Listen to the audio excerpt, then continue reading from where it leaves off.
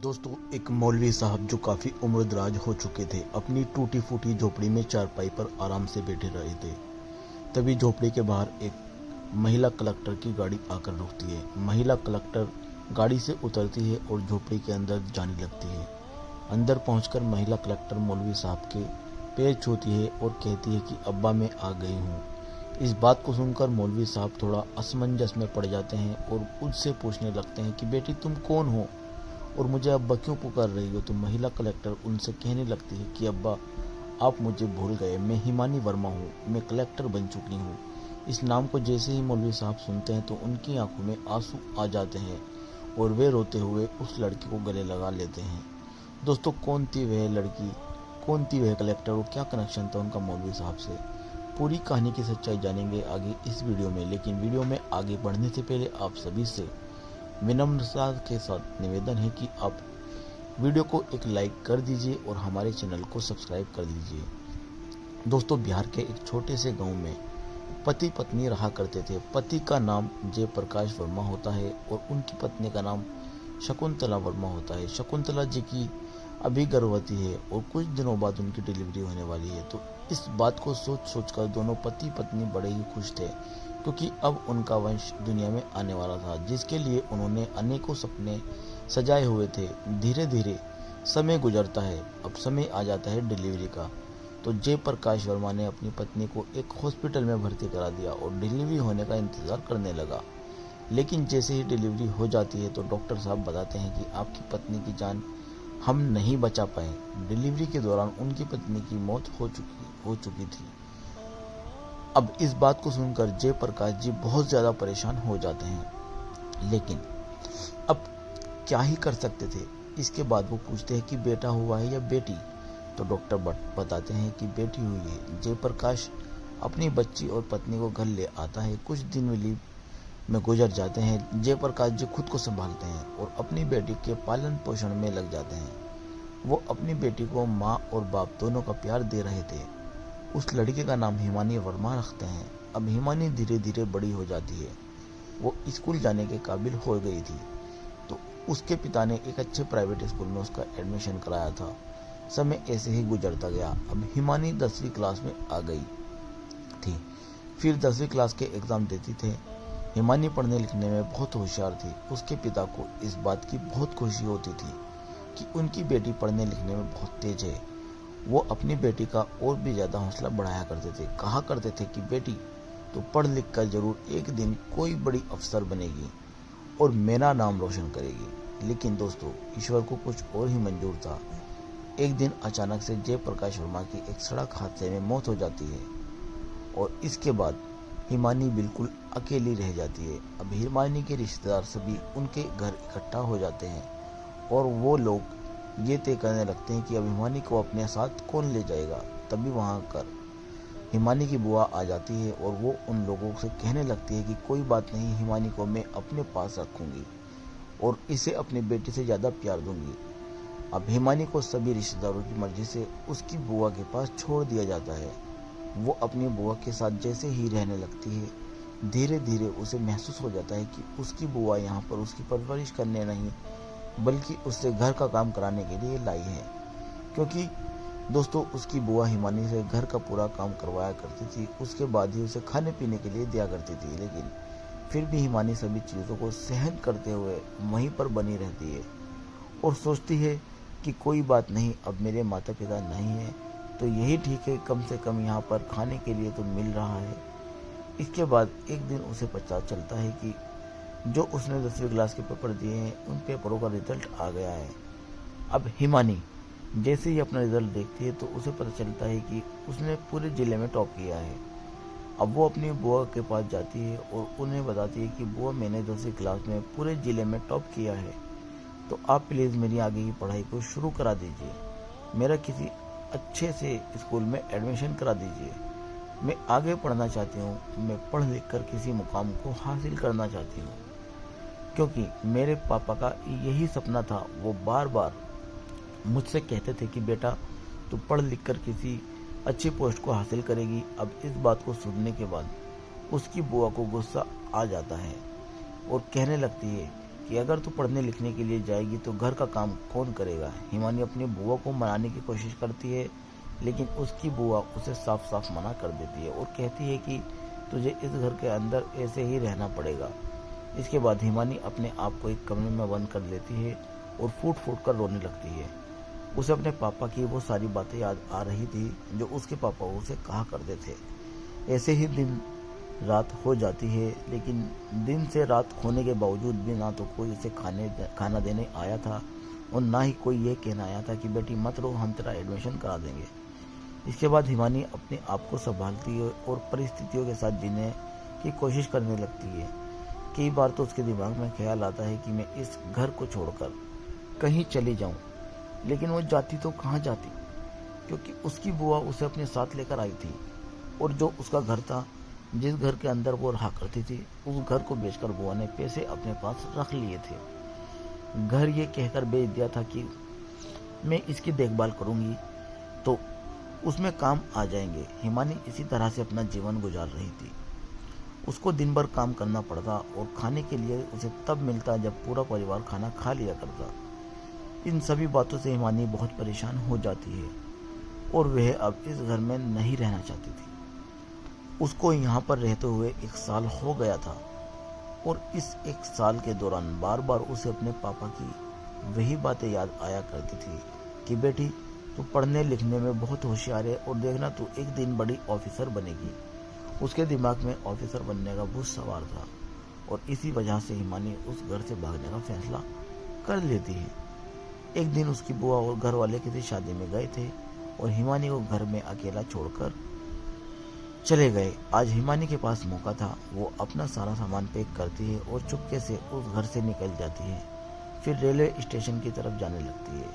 पैदल चलते हुए रेलवे स्टेशन पर पहुंच जाती है। वहां जाकर एक ट्रेन में बैठ जाती है। अब ट्रेन में तो बैठ गई थी, लेकिन उसे यह नहीं पता था कि उसे कहाँ जाना है। उसे तो केवल इस जगह से निकलना था, क्योंकि यहाँ पर उसके साथ बहुत बुरा बर्ताव हो रहा था। वे सोच रही थी कि कभी भी चली जाऊंगी और कैसे भी करके अपने जीवन काट लूंगी, लेकिन अब शाम का समय था। फिर रात हो जाती है। रात के समय में उस ट्रेन में बहुत कम सवारी थी और उन्हीं सवारियों में से एक लड़का हिमानी की तरफ घूर घूर कर देख रहा था।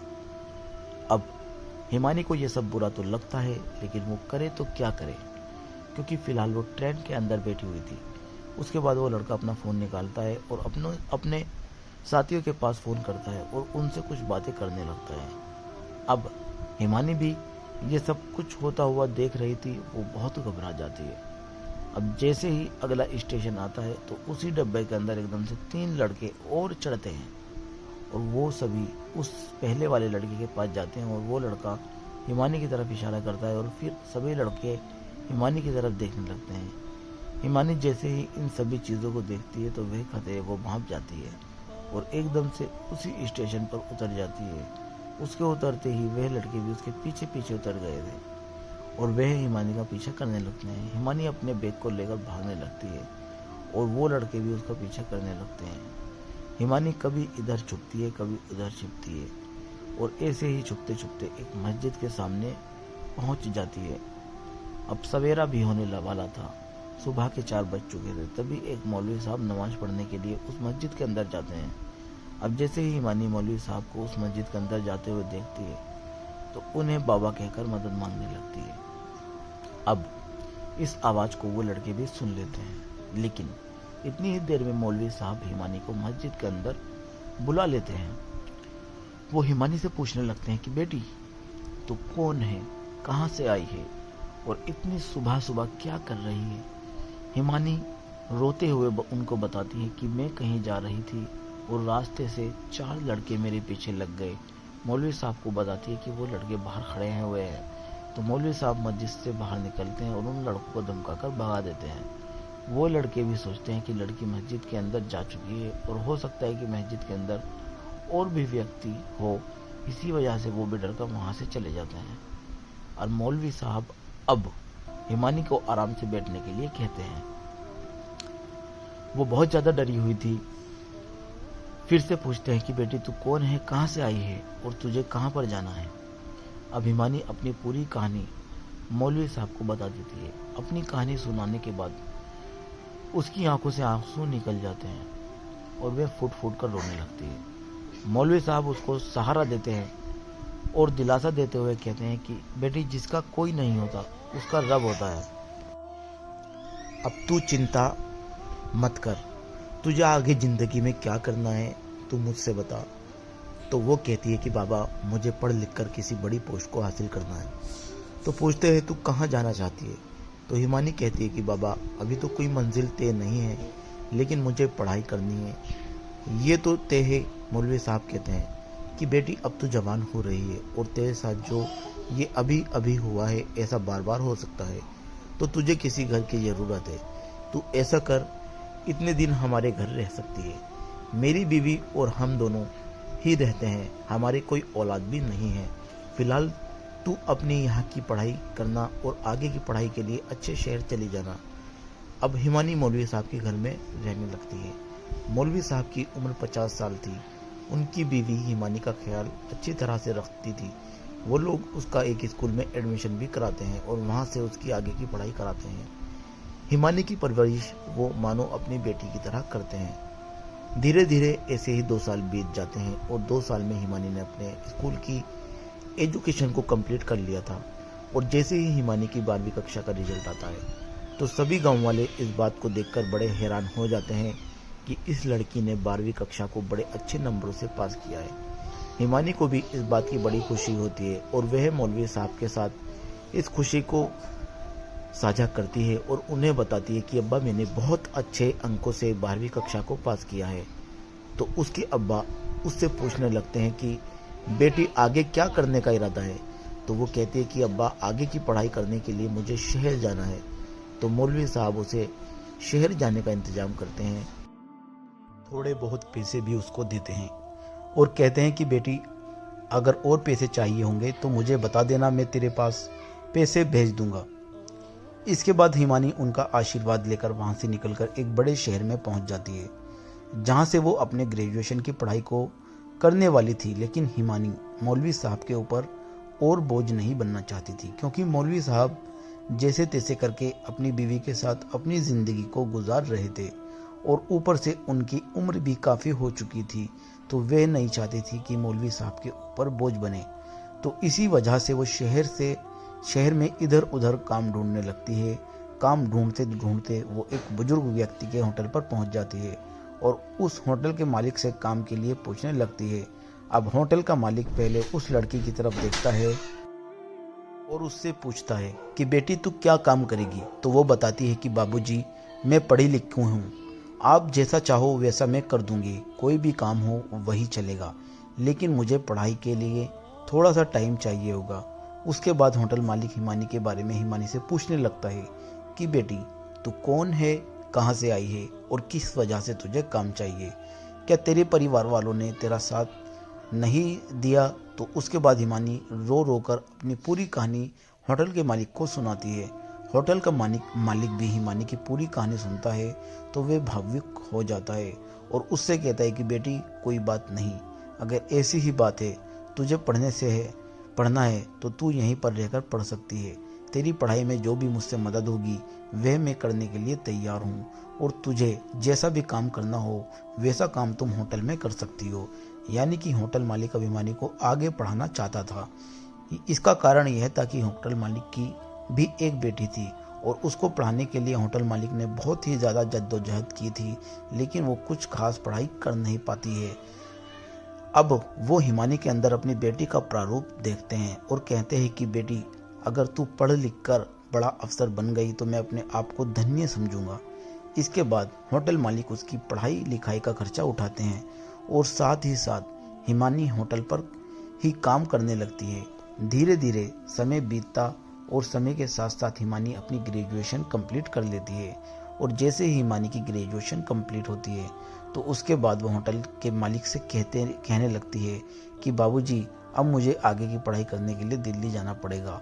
तो होटल मालिक उसे खुशी खुशी दिल्ली भेज देता है और उसका पूरा खर्चा उठाने की जिम्मेदारी लेता है। वे हिमानी का खुद जाकर एक अच्छे से कोचिंग सेंटर में एडमिशन कराता है और उसके रहने खाने पीने का इंतज़ाम भी करा कर देता है।